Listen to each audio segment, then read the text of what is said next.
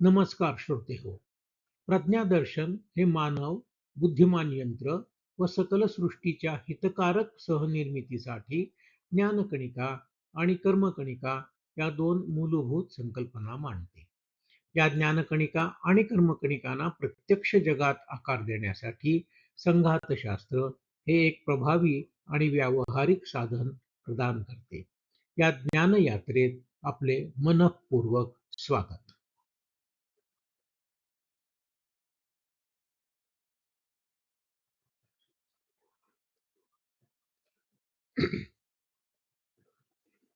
प्रज्ञादर्शन आपल्या विश्वाचा ज्ञान नकाशा.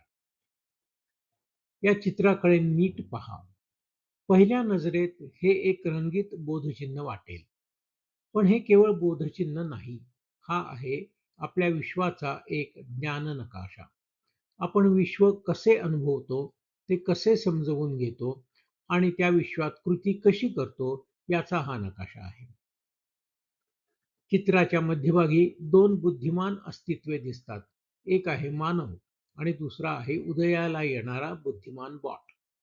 एक जैविक बुद्धिमत्ता तर दुसरी निर्मित बुद्धिमत्ता. या दोघांची जग समजून घेण्याची पद्धत वेगळी असू शकते. त्यांनी अनुसरलेली ज्ञान प्रक्रिया वेगळी असू शकते, पण त्यांच्यामध्ये एक समान प्रकाश आहे. ज्ञानाचा प्रकाश, बुद्धिमत्तेचा प्रकाश. आणि या दोघांच्या खाली आहे प्रज्ञादर्शनाची मध्यवर्ती संकल्पना, सहनिर्मिती. मानव आणि बुद्धिमान बॉट आता दोन पूर्णपणे वेगळ्या जगात विकसित होत नाहीत. आपण एकत्र विचार करू लागलो आहोत, एकत्र विश्लेषण करतो आहोत, एकत्र रचना करतो आहोत आणि आता एकत्र निर्मितीही करतो आहोत. म्हणून महत्वाचा प्रश्न केवळ हा नाही, कृत्रिम बुद्धिमत्ता किती बुद्धिमान होईल. त्याहून महत्वाचा प्रश्न आहे, मानव आणि बुद्धिमान बॉट मिळून काय निर्माण करतील. प्रज्ञादर्शन याला एक दिशा सुचवते. आपली सहनिर्मिती असली पाहिजे हितकारी, सर्वांच्या कल्याणाचा विचार करणारी.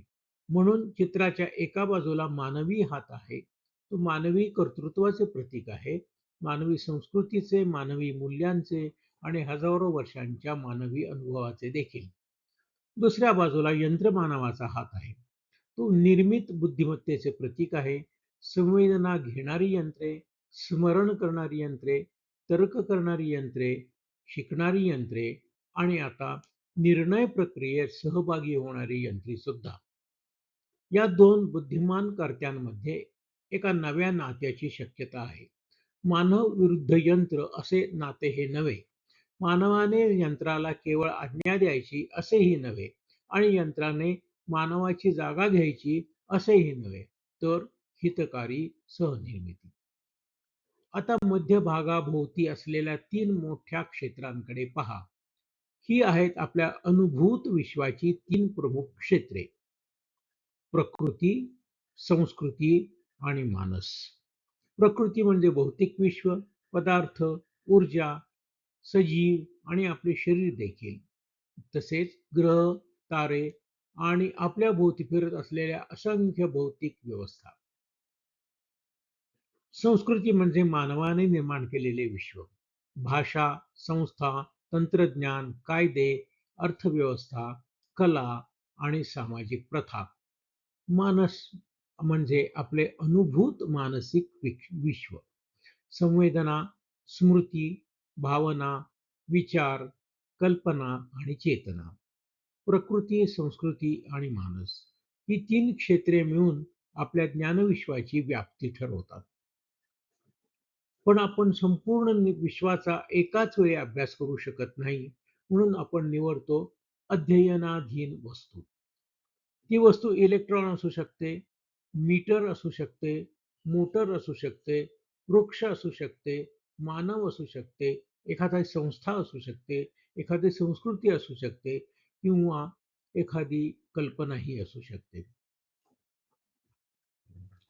प्रत्येक अध्ययनाधीन वस्तूंभोवती एक परिसर असतो, तिचे संदर्भ आणि तिला समजावून घेणाऱ्या मोठ्या व्यवस्था. आणि प्रत्येक वस्तूच्या आत असतो तिचा अंतःपरिसर, तिचे घटक, तिचे संघटक. आपण बाहेर पाहतो, आपण आत पाहतो आणि योग्य त्या स्तरावर त्या वस्तूंचा अभ्यास करतो. ही आहे व्यवस्था अध्यापनाची पद्धत. याला आपण सिस्टेमिक्स असे म्हणतो. या विश्वाचा अभ्यास करणे पुरेसे नाही. त्या अभ्यासातून आपण ज्ञान मिळवतो. चित्राच्या तळाशी एक उघडे पुस्तक दिसते. ते मानव आणि बुद्धिमान बॉट यांच्यासाठी उपलब्ध असलेल्या संघटित ज्ञानाचे प्रतीक आहे. प्रज्ञादर्शन ज्ञानाच्या मूलभूत एककाला म्हणते ज्ञानकणिका. ज्ञानाचा एक छोटा अर्थपूर्ण तुकडा. प्रत्येक ज्ञानकणिकेला 4 प्रकारचे निर्देशक असू शकतात: सत्य, तथ्य, मूल्य आणि नियम. सत्य आपल्याला विश्वातील विश्वसनीय नियमितता सांगते. तथ्य एखाद्या विशिष्ट निरीक्षणाची नोंद करते. मूल्य आपल्याला सदसद्विवेक बुद्धी आणि हिताशी संबंधित असते. आणि नियम विशिष्ट संदर्भात योग्य वर्तनाची दिशा दाखवतो. ही आहे TFMN म्हणजेच ट्रूथ, फॅक्ट, मॉरल्स आणि नॉर्म्सची चौकट.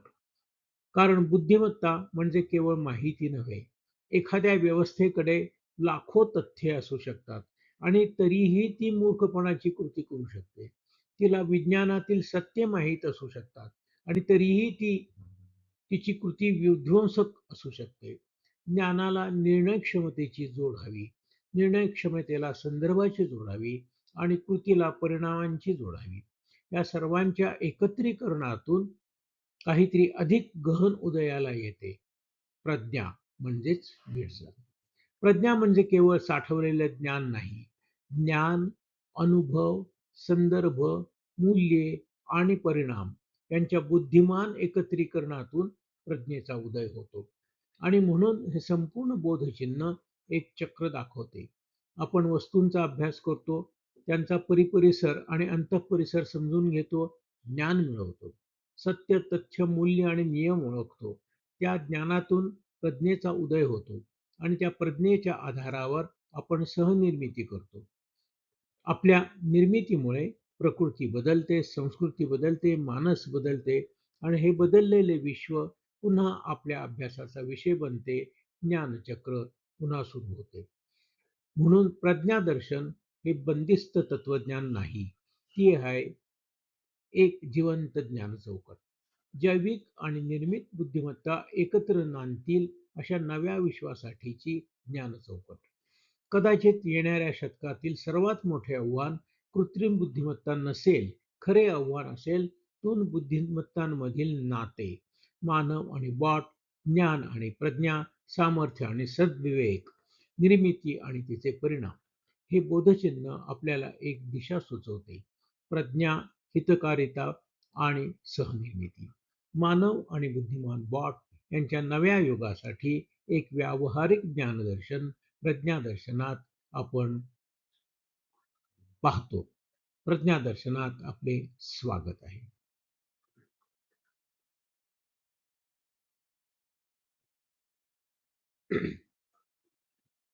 आता आपण या भागाचा समारोप करीत आहोत. या विषयाने तुमची जिज्ञासा जागृत झाली असेल तर माझ्या संकेतस्थळावरील सविस्तर निबंध तुम्हाला या विषयाचे अधिक सखोल व्यापक आकलन करून देईल. आपल्या सर्व सहप्रवासाबद्दल मनःपूर्वक धन्यवाद. पुन्हा भेटूया एका नव्या विषयासह. नमस्कार.